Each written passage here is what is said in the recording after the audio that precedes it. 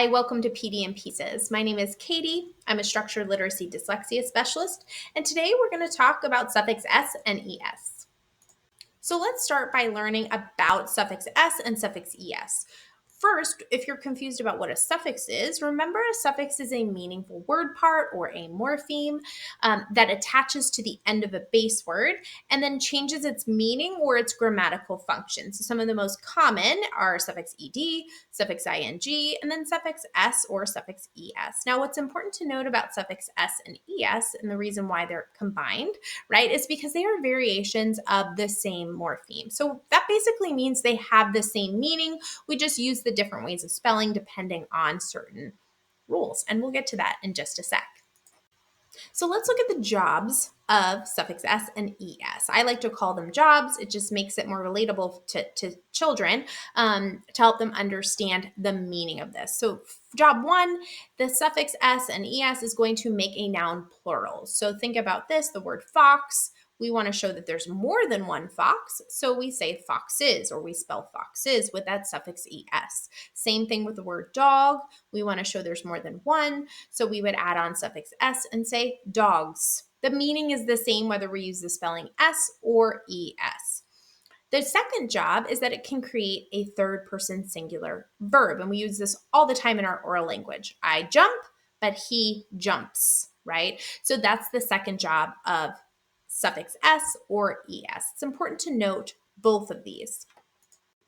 So here is where it gets interesting, right? If you want to make a noun plural, or if you want to show a verb is third person singular, how do we know which suffix to use? Do we use the spelling suffix s or the suffix es, right? So there's a rule for this.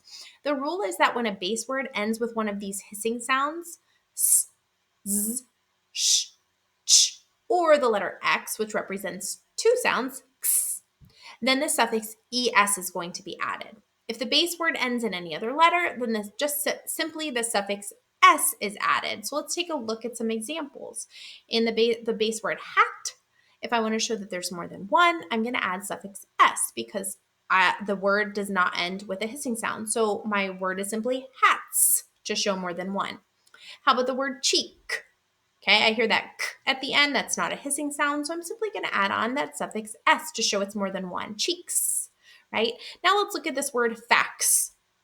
I can't actually add on just a s sound to the word fax. Try it. Fax doesn't work, right? To show that it's either plural or third person singular. So I have to add on the es to make the word faxes. Faxes. And that's typical with any word that ends with a hissing sound. You have to add on that es.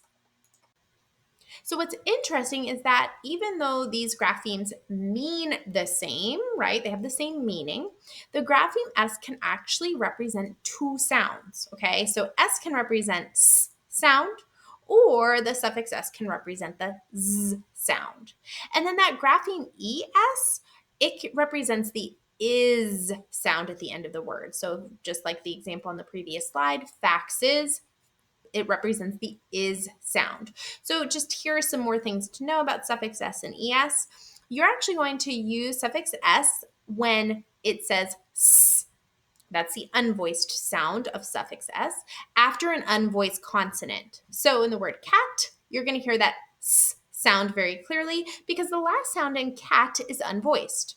Okay, the t sound is unvoiced, so that means the suffix has to be unvoiced. They match together, the last sound of the base word and the suffix sound of s. So cats. You're going to use suffix s, which says z, after a voiced consonant or after a vowel. So for example, the word dog, that last sound g is voiced. So the sound that comes after it is going to be the voice sound of s. Z. So dogs. Or turtle, right? We have turtle, and so that's the last sound. So you're going to have the z sound after that. Since it's voiced, the suffix has to be voiced. Turtles.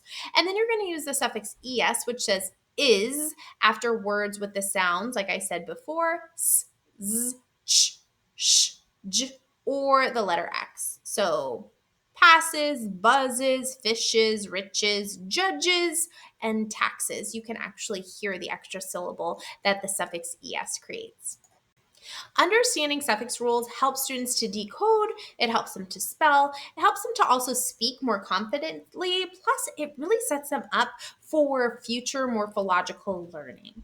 Thank you so much for joining me in today's PD and Pieces. Grab our teaching resources for teaching this common suffix and come back and see us again soon.